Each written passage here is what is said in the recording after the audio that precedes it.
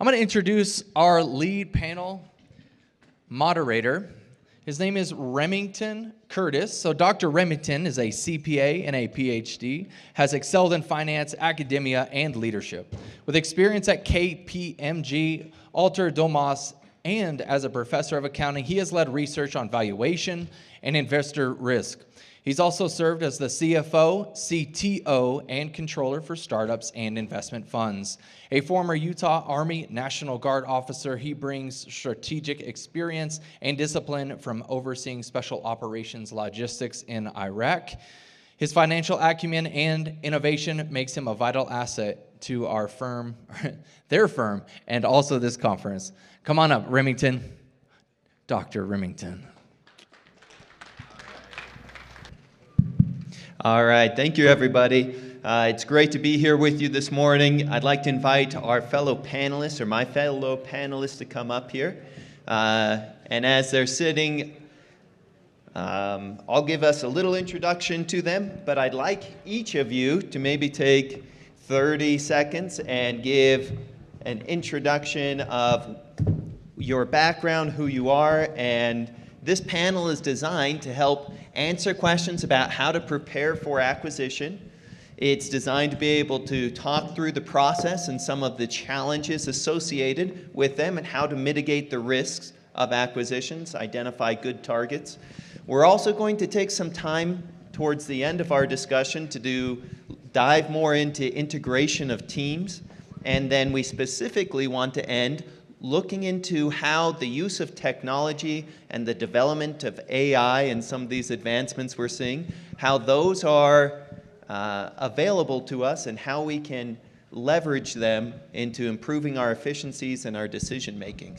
And then we're going to end with about a 15-minute Q&A, right, where we're going to open it up because this conference, this panel is designed to be able to help you as service providers understand perspective, or as owners answer any questions that you have about preparing to make acquisitions. So with that being said... How do you get coffee? Sorry. No problem, Bill. Do you mind if I turn it over to you first for an intro? Coffee arrived, by the way. It's in the back, so for all those who are interested. All right, we can get our caffeine. I'm sorry that Jason had to talk to a room full of uncaffeinated people, but we get an advantage here. Yeah. So just introduction? Yeah, just an introduction. Stand up, sit down. Sit down. Okay, good morning, everybody. My name is Bill Kirth. Number one, let's have a round of applause for Nate and Lacey for putting this on. Great event, everybody. Thank you. Currently, I'm an angel investor. I have a loan brokerage and a consulting company, and I got started as a bank auditor, then a banker, and then debt, and then kind of found my way to equity. So that's it. I look forward to talking to you guys and interacting, and hopefully we can interact afterwards. Thank you. My name's David Bradford. Can you hear me? Is that? No, it doesn't look like it's working. Use that one. Try it out. Okay, better. David Bradford. I'm a tech CEO with a series of nice wins. Ran companies you might be aware of. Fusion.io, where I hired the inventor of the Apple computer, Steve Wozniak, to work for me. I heard references to Jobs a couple of times. I met Steve Jobs. I much prefer Steve Wozniak in terms of personality. And then ran Fusion.io, HireVue, member of the Utah Technology Hall of Fame, and just delighted to be here. I'm immersed right now in artificial intelligence, where we're running a company called QuickLearn, 5 to 20-minute lessons with the greatest minds in history, where you can go back in time and have a visit on Egyptology with Cleopatra around the pyramids, or go back and take a course in physics from Albert Einstein from his office. So that's what I'm doing these days. Very cool. Hey everyone, I'm Bryce Morgan. I'm a partner at Snell & Wilmer. Snell & Wilmer is a big law firm, over 500 lawyers, 18 offices throughout the country and Mexico. And I focus exclusively on mergers and acquisitions and transactions. I'm a pure deal lawyer, do both buy side and sell side. Find myself on the buy side more just because that's where the repeat business is. So I have a number of clients that are in a number of industries, HOA management, cybersecurity. I'm doing 2 big roll-ups in those industries right now, and then a lot of fun blue-collar businesses as well. And my kind of target, we call it a lower middle market target value. So anywhere from 1 to 50 million is usually where I play, but have done a few deals that are approaching $1 billion and have done some that are less than $1 million. So kind of run the whole gamut and excited to be here. Bodi Braithwaite, again, partner with now CFO. A little bit more about me. Originally born and raised here in Utah. Spent the last about 5-6 years in Colorado managing our office out there, but this last July was able to have the opportunity to move back here to Utah. Been doing a lot of work in the M&A space through that time with now CFO. Excited to get back to Utah, reconnect with some connections, make some new connections with an emphasis in the M&A space here. All right. Okay. Is this live? It's working? Okay. Just didn't hear the feedback that I did on the other one. Okay. All right, so we got a terrific panel here, right? If we just work our way down here, we got accounting and transactional experts, we got a legal expert on the team, we've got technology and a experienced investor, we got an investor and financing expert, and then my background is, of course, is transactional and valuation. That's where my focus and expertise is for these transactions. And so I want to thank Nathan and Lacey for putting together this panel very thoughtfully, because it kind of represents a bit of the team that you can expect to lean on and the expertise that you're wanting to have when it comes time to make your acquisitions. And so for our team, our panelists here, I'd just like to open up with the first question of, before we even get into evaluating an acquisition, what advice or what have you seen that is useful for owners or businesses as they're preparing their own company to engage in an acquisition?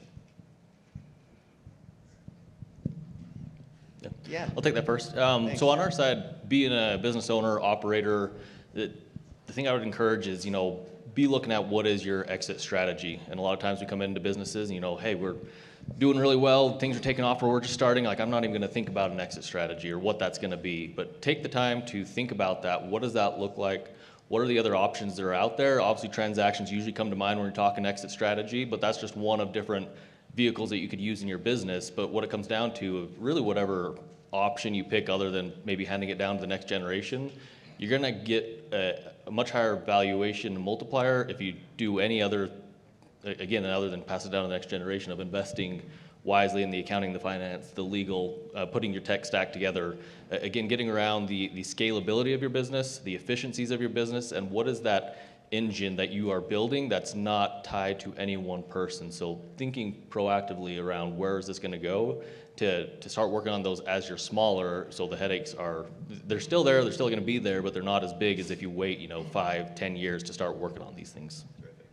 So I would recommend, number one, every company I'm involved with, if you're going to have an exit, start to have audited financial statements. You want to have defendable numbers historically, but more importantly, and it's been echoed before and I say it all the time, have an experienced CFO on your team, all right? It's extremely important. Have a set of defendable, forecasted financial statements that show the roadmap to growth of your company for the new owner. Now, they're going to have their own ideas of how to scale the company. They're going to add a few ingredients that you might not have, but have the roadmap for growth currently that they can enhance. Have defendable numbers, make sure you have a team. Again, it was talked about the ability to transfer, right? If the company's dependent upon you, you're not going to have a very good job selling the company if you're not around. So make sure the company can operate without you, unless, of course, they decide to keep you on for a while. But have a good set of forecasted financial statements, have a roadmap to growth on your projections. Make sure it can be funded. In my career of running and investing in businesses, I've seen more companies die from indigestion than starvation.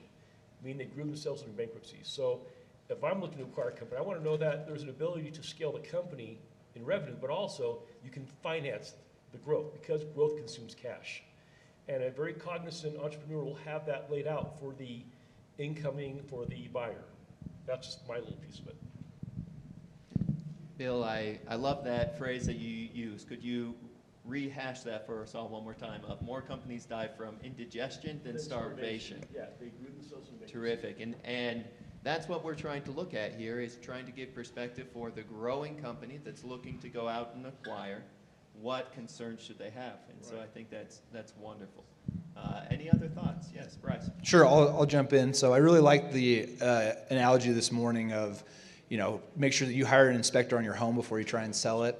So when I'm on the sell side of any deal, the first thing we do is reverse due diligence on ourselves. So I turn my associate loose on all the customer contracts, the org chart, the org docs of the company that we're getting ready to sell, and identify all those issues and solve them on the front end. So looping in experts who can help you with that and get your company ready to sell is just going to make your business so much more valuable and attractive to buyers. Because when buyers come in and say, wow, look at this nice clean cap table, everyone's equity is documented, everything makes sense, they feel very comfortable about what they're buying versus something that's a complete mess. It definitely makes them rethink their valuation for sure. So Bryce, I have a question for you.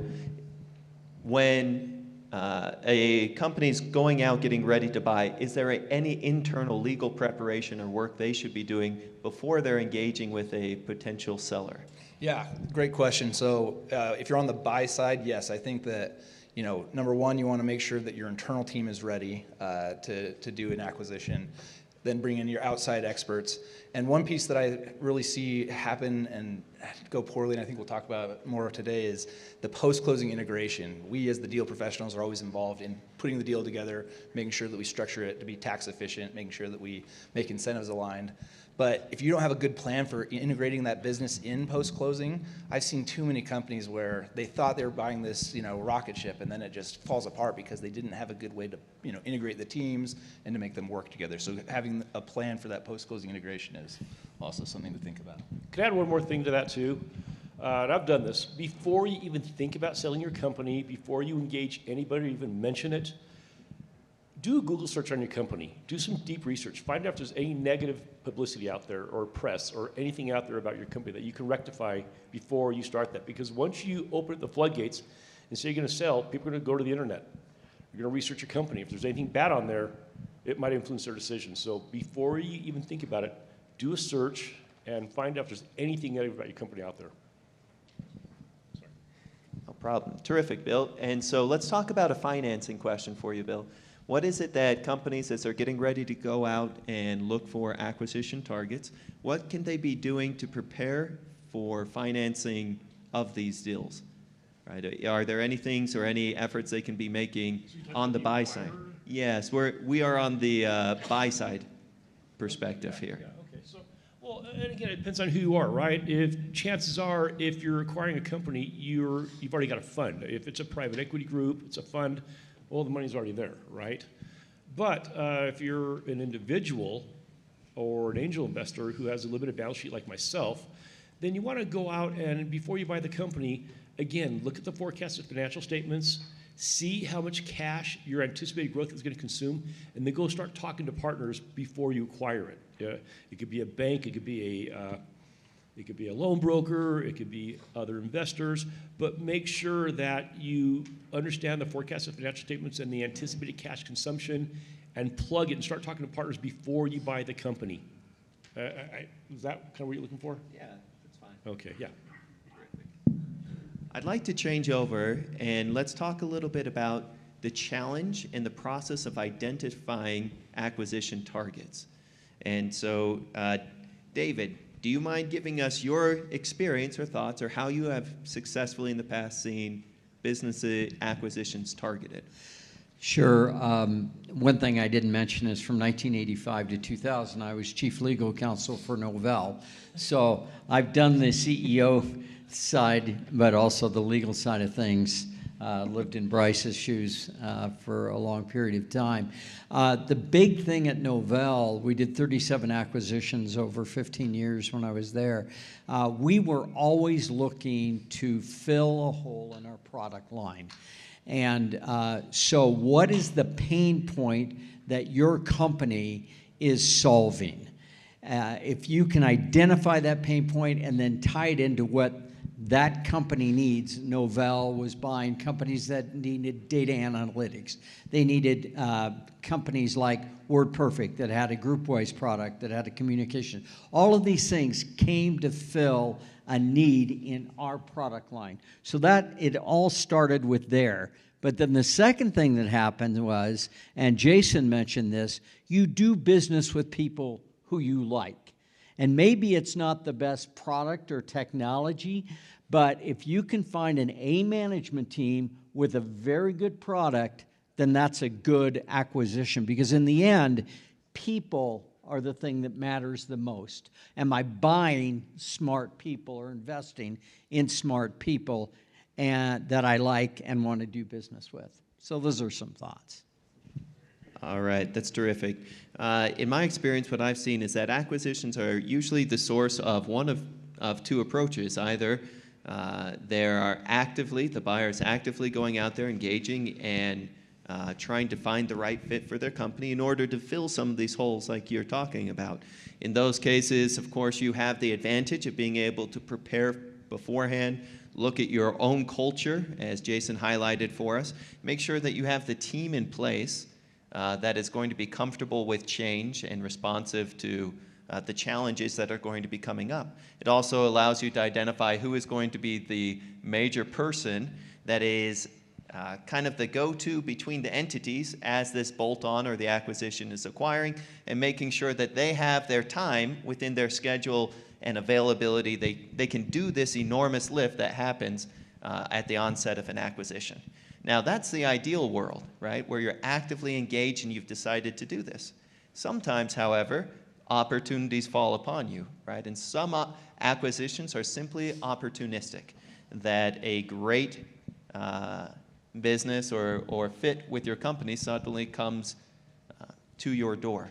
And so, Bill, as an investor, I'm sure that you've had some of those. How are you, in those scenarios, deciding which ones to say yes to and which ones you're using your no with? Thank you very much. So, guys and gals, I'm not an Ivy League trained private equity guy. I'm a redneck who pretty much got a degree in accounting and finance who kind of fell into this. That being said, when I look to a company to invest, it's as simple as, do I understand the numbers, the financials, the projections? Is there a moat around the business? Is there a yin to yang on the team? I avoid investing in solopreneurs where you have one skill set. The most important thing about me is to invest in an entrepreneur that is self-aware. They know what they're good at. More importantly, they know what they're not good at. They're willing to accept help. I love a yin to a yang when I'm investing. And is the product or service something I like? Because if I like it and my wife likes it, chances are so do other people. I just made an acquisition of a product on the table out there called Aromatherapist. It's sitting on the table out there as you checked in. And the reason why I invested in the company was a buddy of mine asked me to help him raise equity. He gave me this product. And in investing, I said before, that little nugget, in investing, different is better than better. So for this particular company, they make a room smell good. So started off, when people want to do that, they had a candle, and they burned a candle, and it was great, but it has carcinogens, and it wax. So they went to these Puras and the diffusers, where you take water and oil and mix it, put it in the air, but it's heavier than air. So I found this product, and it made sense because the scent is lighter than air. It's a 200-hour consumable puck. It's got a tail of revenue on selling the pucks, and it's just a better, different product. So I invested in it. That's all it came down to, guys. I saw a moat around the company with the intellectual property. We do have patent pending. There's a huge market. There's a huge upswing, and people just like the product, and they go, "Holy smoke! I've never seen this. This is awesome." It was a no-brainer for me. It's that simple for me. As far as the financials, I saw a roadmap to growth, and that was it. So again, I'm a pretty simple guy, but I make it on common sense, the ability to scale, the right team, the right numbers, and that's it. Terrific. So Bodi, in your case, right, if one of your clients comes and says, "Hey, we have this opportunity that just showed up," what are you doing on the financial side to help them evaluate those numbers? That's a good question, and kind of thinking through it, there's two avenues you could be looking at it from. Is this going to be a bolt-on acquisition for, another geographical location, or getting into an area you haven't done before? So it's similar to what you're doing right now in your business. It's just adding on, a complementary product, or is it more of a vertical integration play? And how we look at it from our side, it comes down to where I have found a lot of misaligned expectations or frustrations with processes around the working capital. And what does it take?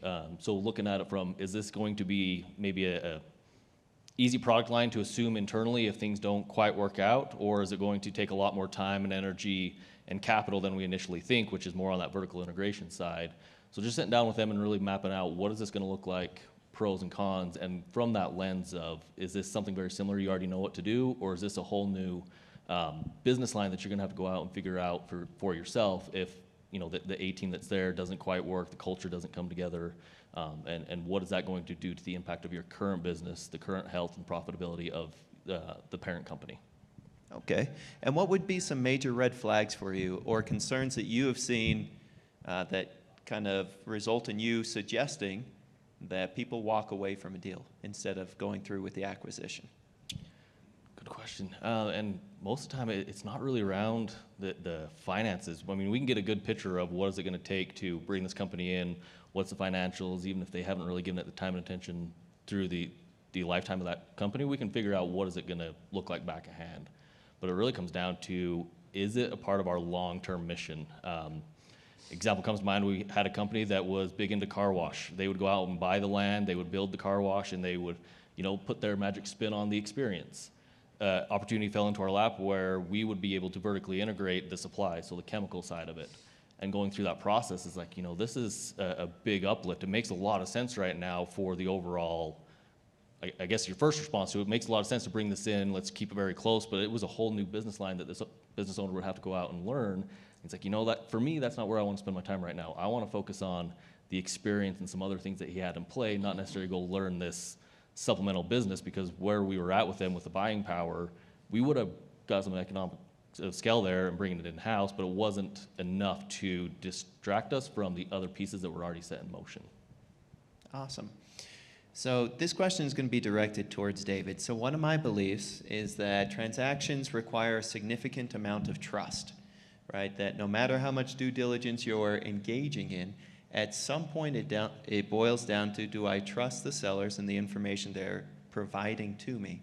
And so David, first of all, would you talk to us about the importance of trust from your perspective, and then talk to us about how, or maybe how you help to establish and gauge the trustworthiness of these intermediaries you're working with?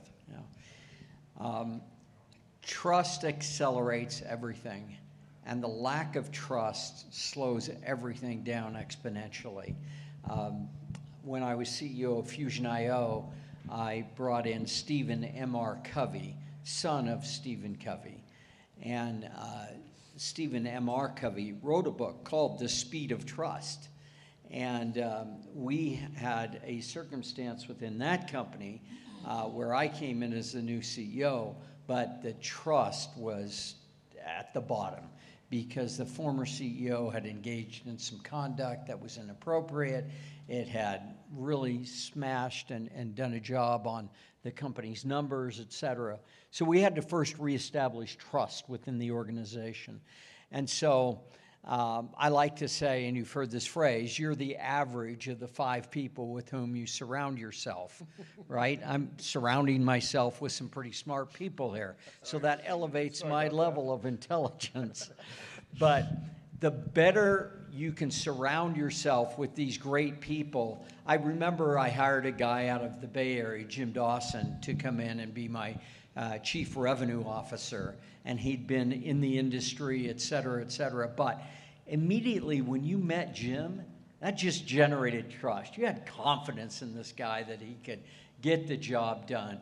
My CFO I hired was a guy named Dennis Wolf, again out of the Bay Area, but he had experience as a public company CFO, perfect to take us public, et cetera, when we got to that point. Anyway, build around yourselves people that you can trust, people that have experience, and when that happens, everything within the business accelerates. But you've all been in that situation where, hey, a new team comes in and you're scared to send that email out. You're scared to, make your voice heard in a particular meeting because you don't feel trusted. And when that happens, that whole business, just tanks. And so build a culture of trust, and you're going to have a lot better shot at a high valuation. Now, we all know the phrase trust but verify, right? And in my opinion, the lawyers are there to protect us, even if we have misplaced trust. So I'd love to hear from your side, Bryce, what things you can do to help provide that protection during an acquisition phase. Yeah, absolutely. No, I think that trust but verify is a great great phrase. Our job as the lawyers is to sometimes be the bad guy. So, and I often tell my clients, look, if we have to make tough questions, dig into things, it often makes sense to route it through legal. That way we can preserve relationships between the business parties and let us kind of be some of the bad guys that are digging into things and being a little mean, if you will. But a really important thing in this process is to have a really solid due diligence process. And so you have your financial diligence, of course, that you're running, and then my team runs your legal diligence. So we're going to be digging into the organizational documents of this target company, making sure that we know who the owners are. We know that there's not going to be Uncle John that comes out of the woodwork and says, I own 10% of that company. Where's my money, right? Something like that. And unfortunately, I've seen things like that occur. Or luckily, we catch it, usually before in that diligence process. Another thing that's really important is your contracts with your customers. That was another really nice takeaway from today's presentation is, look, it's great that we have these relationships, but something that really makes me nervous on the buy side is if the customer contracts aren't assignable, they have change of control prohibitions in them, or they just don't exist, or if they're turnable on very short notice, then I get very nervous for my buyers where it's like, look, yeah, I know that they have great recurring revenue, but if the big customers on 30 days written notice can walk away from us, boy, that makes me nervous and makes savvy investors think about valuation and if this makes sense. And often what we'll do is we'll change the structure of the purchase to have much more earn-out to ensure that there's exactly, to make sure there's skin in the game and that we're really getting the value that we're paying for. So Contracts you don't know about. that as well. So it's important to have a thorough diligence process where you have a thorough request list where we put together a data room. I had a new client just yesterday. We had an initial call. He's buying a med spa business, and he's like, "What do I do? How does this even work?" And that's why it's so important to loop in your advisors and people who know what they're doing and be able to rely on their processes. Let me add that there's always an Uncle John somewhere. I mean, seriously, every deal that I've ever been involved with, there was, two guys that kind of had the idea and they were sitting around a table and, wrote some stuff down. One person goes off and executes on that, and then Uncle John comes back and says, wait a second, I own 10% of that company, where's my piece, et cetera, et cetera. And that can block public deals, it's block private deals, et cetera. So make sure you get that cleaned up for sure. David, how many of those are contracted on a napkin versus a handshake? Yeah, the handshake is the more common one, and so forth. Because as you know, hey, if you got something written on a napkin, it can be enforceable in some way, shape, or form. It doesn't make it to the surface, but it's out there. It's out there. Yeah, you gotta. And even if it's not written, just the idea that it exists. So I know a lot of us are seasoned professionals, but in your purchase agreement, we have representations and warranties about the business. So the promises that the seller is making about the businesses that he's selling. And we have fundamental representation. So the most basic foundational things that are the most important. And number one is always ownership of the business. This company exists and these people own it. And so even just the specter of, there might be people out there that have interests in this that aren't documented and we're not sure about. If you're on the buy side and you see that, I'd tell you to tread very lightly, be very cautious, because those are the types of deals that just you do not want to be involved in. I'll tell you one story. I can't resist. 1985, became general counsel of Novell. I came in. I was the first lawyer in the company. I was doing my due diligence, et cetera, and trying to learn about the company. And guess what? Can anyone tell me what the most valuable asset of Novell was going back in time? Intellectual property. The intellectual property, Bassam, it was NetWare, right? It was the core networking business, or networking software. Guess what? The company did not own it. It was owned by 3 consultants called Superset, and if we ever had to sell Novell at that point in time, we didn't even own the company's, golden nugget. So, and that was a pretty big company when I came into it, doing, $25 million a year. So we eventually got to over $2 billion in sales, but by that time, we owned the intellectual property. I went back and negotiated a deal with Drew Major, Kyle Powell, those guys who wrote the NetWare operating system and got the intellectual property owned by Novell Inc. That was a funny one.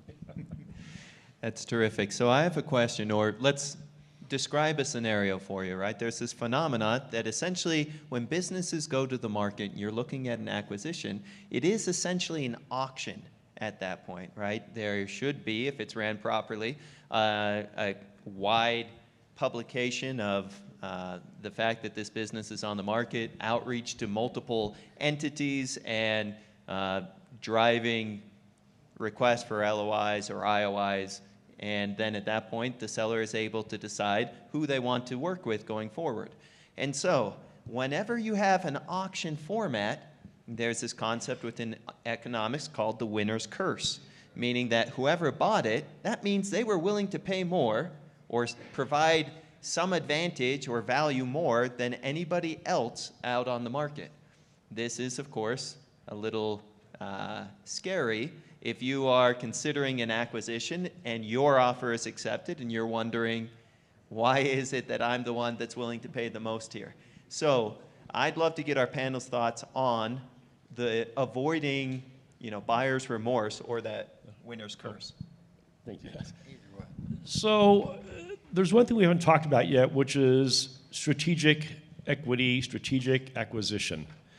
And if you're in some type of a bidding war, if you can let the customer know, or the seller know that, hey, I might be offering, $5 million less. However, because I'm strategic, you can retain a little bit of stock, and on the back end, you will make more in the next 12 months because of our strategic alliance. You will get a better deal and sell a bit of the future, not just the current check. So that's one way of avoiding that. I look at that anytime I'm involved in a deal. I always look for an investor, a strategic investor, someone who can, and by the way, earlier I talked about feeling old. I got to say this real quickly. I was speaking at Silicon Slopes last year sometime to a bunch of 20-something-year-old tech entrepreneurs. We've all been there. And I was talking about strategic equity, rather. And one of the benefits I brought up was a Rolodex. I swear to God, I got the Labrador head tilt like, huh? What's a Rolodex? Yeah. For you younger people, it was the thing that you kept all the contact information on before they had databases, so for that. But again, if you can sell a bit of blue sky as a strategic partner, you will avoid paying the highest price.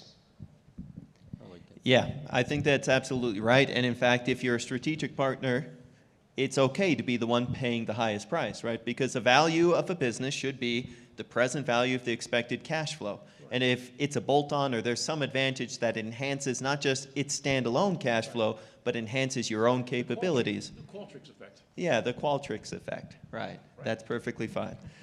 All right, a major topic that we want to hit on as we're running low on time is technology. And specifically, as AI becomes more prevalent and more powerful, I'd love to hear how each of your roles within the acquisition team is being changed by technology. So how about we start on the end with Bodi, because I haven't called on you in a while. Yeah. So in our space, there are AI tools that are coming out there. There are the databases, especially with private companies and the ability to run it through and get insights that you wouldn't been able to have before. Public company, it's very easy to go out and find, benchmarks and where your competitors are at. So it is coming in a lot more on the private deals, being able to get a little bit more insight on where you're at, if you're ready to go to market or if you're looking at companies to acquire. But also on the due diligence side, running the financials, being able to put it through and have key insights come out of it in real time that would take an analyst a little bit of time to figure out. You still need to run through it, you still need to validate those findings, but it's able to speed up that process to where should we be honing in on, where's the most area that needs the attention now, depending on where you're at in the transaction process. Terrific, Bryce. Yeah, technology is really interesting in how it changes in the law. Specifically, if you look at a purchase agreement or a limited partnership agreement from maybe 30 years ago, they're short, right? I'm sure David could tell you that, because we didn't have these word processors and we didn't have, all these forms. So your standard purchase agreement went from being 20 pages to now they're like 90 pages oftentimes. So that's something that I think as AI continues to develop, we're going to probably see more complex legal agreements. We're going to see more detail built into them. And specifically in the M&A process, my firm's currently utilizing AI for some of the due diligence processes that usually junior associates would do, which has been great for clients because, sometimes we're buying a company that has 700 contracts that we'd usually have to go through, and that just takes hours upon hours of pretty expensive attorney time. Now we can utilize AI to basically try and summarize and pick things out. We still have to spot check it, and there are a lot of questions about, making sure clients are comfortable with it, because we have concerns about, is this really as good as an attorney would be? But the savings can be pretty significant. So it's a definitely evolving area, and we lawyers are trying to be very careful about learning to utilize it while still making sure that we're providing great service to our clients and not, letting AI drop the ball as well. Of course, I'm a big advocate of the technology and so forth. And I would say to you, if you're not using AI 25 to 50% of every day, you're losing ground in your market as a buyer.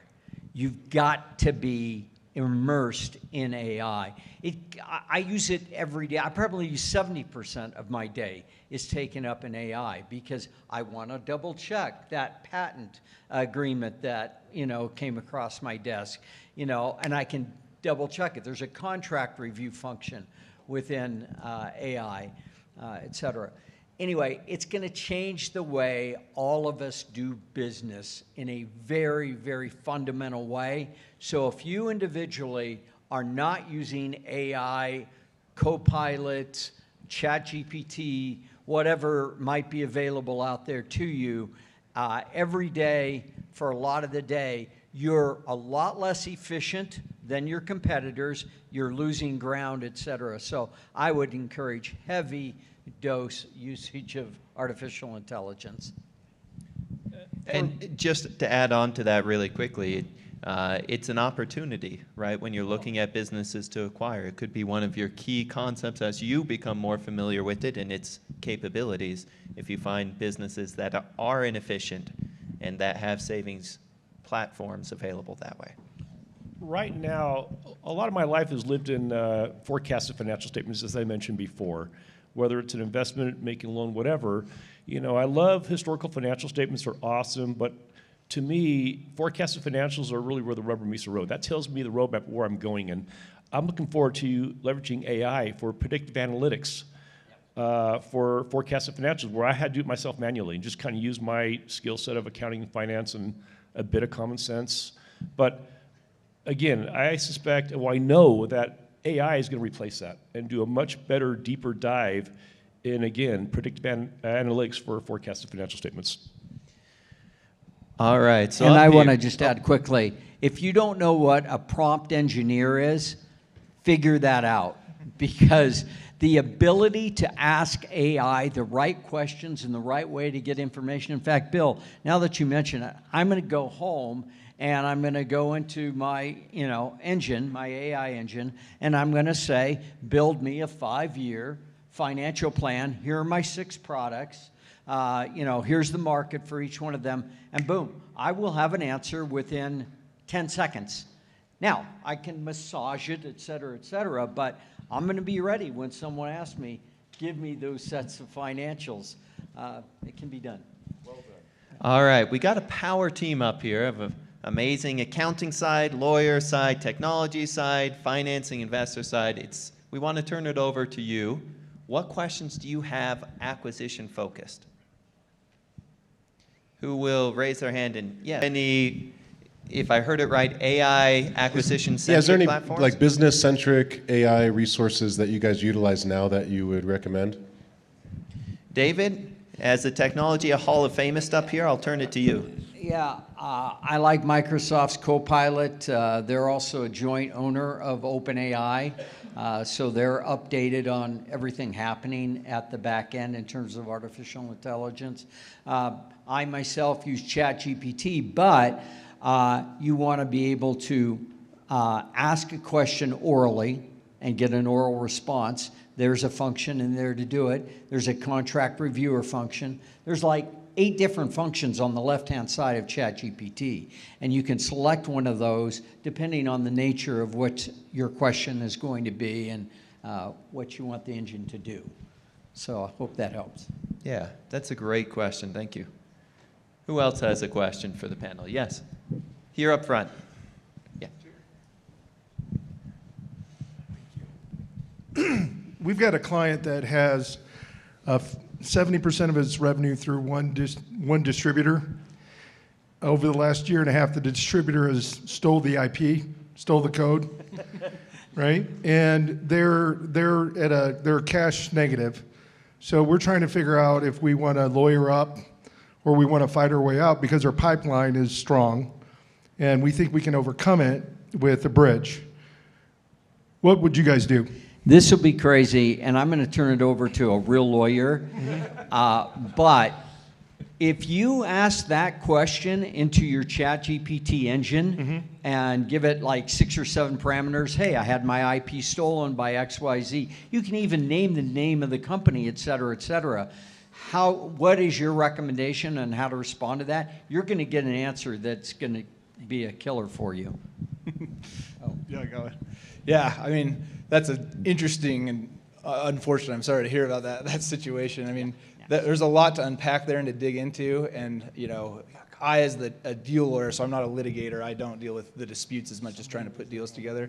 What I've found is, if you know, especially when you're dealing with potentially a judgment-proof, we call it, you know, you can't get blood out of a rock, defendant.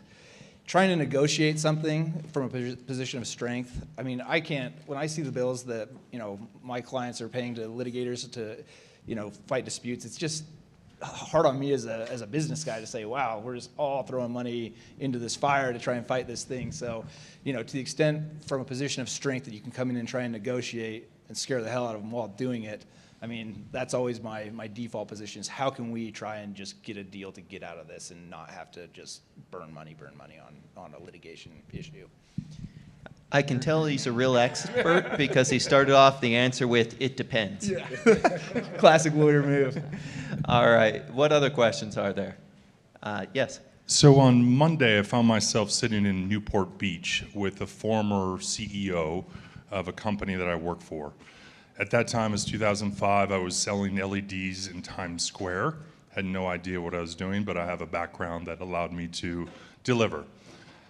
I said, Steve, what deals are you doing these days? Because I talked to you 6 months ago, and you said you overnight basically became the largest owner of gas stations, Sinclair's and all that. One of my guys here that I met 3 months ago called me and said, hey, do you know anybody that owns gas stations? So I called Steve.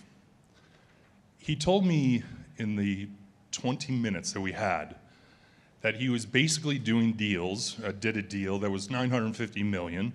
He had a guy that owned, I don't know how many it was, it doesn't matter. It was a $400 million deal, and the guy has a brother or friend that had the same amount. So it was about $800 million. 900 million. He ended up getting it underwritten, not by Blackstone, but I can't remember. But it was essentially, so he acquired for about 950. It cost him 50, and on signature, he improved NOI to 150 million. In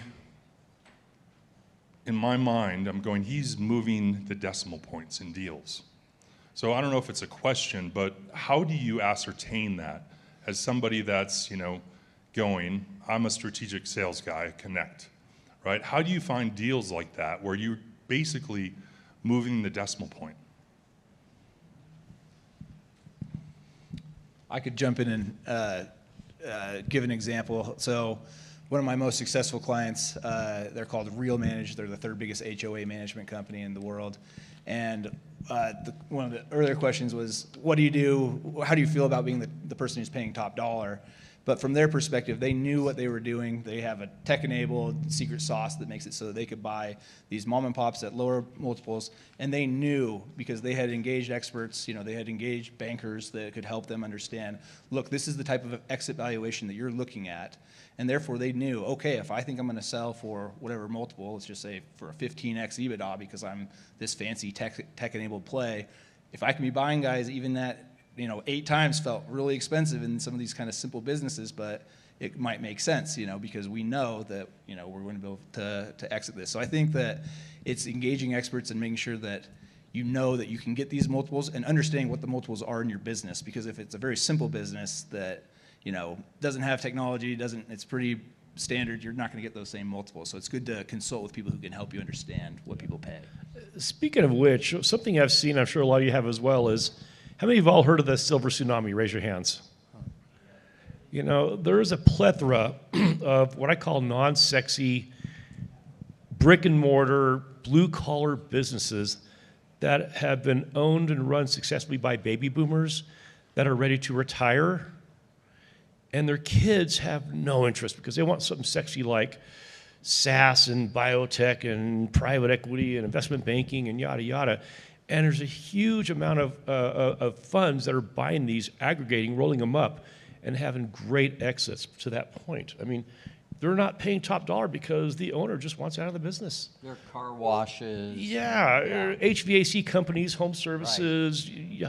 But again, there are these people who are kind of reading the tea leaves and seeing the change of the silver tsunami are just taking full advantage of that. And these are not sexy companies.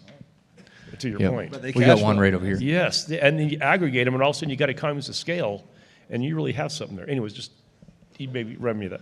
I'm going to go one more, guys. We'll go right over here with Kyle. All right, I hope I can frame this okay.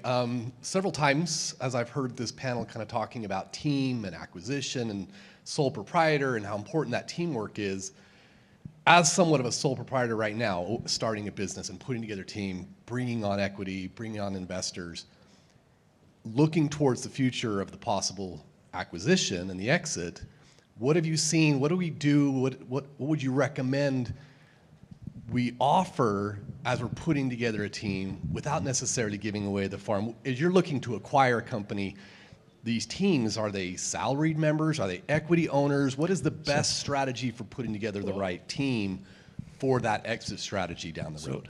I don't know if it's the best strategy, but it's my strategy. It may not be the best. I don't know. I'm kind of the redneck up here of the group. But I'll tell you a story. I acquired a company, majority of a company, 10 years ago. It's supposed to be a 5-year exit. It's been 11 years now, so that hasn't quite worked out. But I ran it for 6 months and decided I wasn't the right guy to run it, so I hired somebody much smarter than me, Damon Kirchmar. You know him? Yeah. Yeah, so I hired Damon to run it.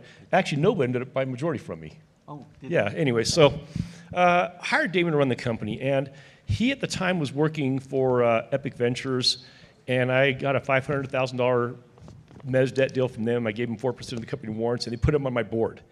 And it took me 6 months to convince him to leave Epic and run this company. This guy was a nuclear engineer before he got an MBA, so he's just a really smart guy. And I gave him equity. And to me, I love giving strategic equity to the right people. Because once you do that, now all of a sudden, they're in the same boat as you and they're rowing in the same direction. If you're an employee, it's me versus you, all right? You're the worker, I'm the man. Once you give a little bit of equity, and of course you vested in over multiple years, all of a sudden, he's in the boat rowing with me, and I don't have to worry about that anymore. And he did a fabulous job. He grew the company, turned it profitable, completely multiplied the revenue and the valuation, and again, we ended up selling majority to Nobuo Ueguchi, who was Fusion.io. But I say that because I'm a huge fan of incentivizing the right people. You remember I mentioned before, solopreneur scares the hell out of me? So advice, look in the mirror. Be very honest with yourself. What are you good at? What are you not good at? Get a yin to your yang. Incentivize them. If this is long term and they're the right person, give them a little bit of sweat equity or vesting or whatever, vest over multiple years so you have their attention. To me, anyways, it's worked for me fabulously. Let me just add quickly, just some numbers for you. When I think about bringing in an advisory board member, I think about 1/4 to 1/2% that they can earn over time. So every one of my companies, I have an advisory board. And so that takes up maybe 2-3% of my equity. The other thing is, to your point, be really willing to give out equity in your company, because at the end of the day, to the right people, at the end of the day, you should be a lot more interested in having a smaller piece of a very large pie than to have a really large piece of a very small pie. Yeah. I think the saying is you can have a whole grape or a piece of watermelon. And Right. on the buyer side, that doesn't concern you. So that's been my fear. No, it actually. With too much equity, the buyers down the road are going to go, I don't want this. There's too many. No. Just the opposite. You have the right talent. And I'll tell you, Right. I've built a career out of being the dumbest guy in the board meeting. I hire people smarter You're than me. surrounding yourself with people that are smarter than you. Yes, and that's not hard to do, by the way. This stage is a perfect example of that. But what I'm saying is, again, be self-aware, hire people smarter than you at their skill set and their functionality, reward them, because actually as an investor, I want to know that I've got yours and yours and your attention. I have the attention of the whole team. They all have something to gain out of this. Just the opposite. I feel better about that than if I've got one person who owns everything and doing everything, and that scares the hell out of me. Right. I would allocate 20% to your employees, your engineers, your programmers, et cetera. The key people, your salesperson, et cetera. Roughly 20% is the way to think about that. Just real quick, word of caution, get legal and accounting involved too, especially in the beginning. Those contracts can get very creative very quickly, and you get the deal done, and then it can come back to haunt you. I mean, we're working on a deal right now with one paragraph they inserted on a warrant has now extended, this audit 9 months to get a deal done, and now we're fighting cash flow burn, because they got creative at the dinner table to get this thing done, but they didn't think about the legal or the accounting implications it would have to get the deal done. And by the way, you're going to thank me for this. You can buy me lunch. If you don't have one, get a CFO now, fractional or otherwise. I don't care. The most important function of your business is knowing where you're going, planning where you're going, strategizing where you're going, and cash flow where you're going. You can't do that without a good CFO and good forecasted financials. I said that probably 20 times. I'm sorry, but it's that important to me, and it should be to everybody in this room. Awesome. All right, we are running low on time. Thank you, everybody. Just as a quick recap from Bodi, we learned the importance of your data and your projections and your underlying numbers and making sure that you're protected. From Bryce, we learned it's okay to blame the lawyers. From David, we learned a lot, including the importance of getting familiar with your technology and your AI capabilities and the role it'll have going forward. And I learned a lot from Bill, but an important thing is that if you exercise, you don't look your age with his Rolodex references. Thank you for having us.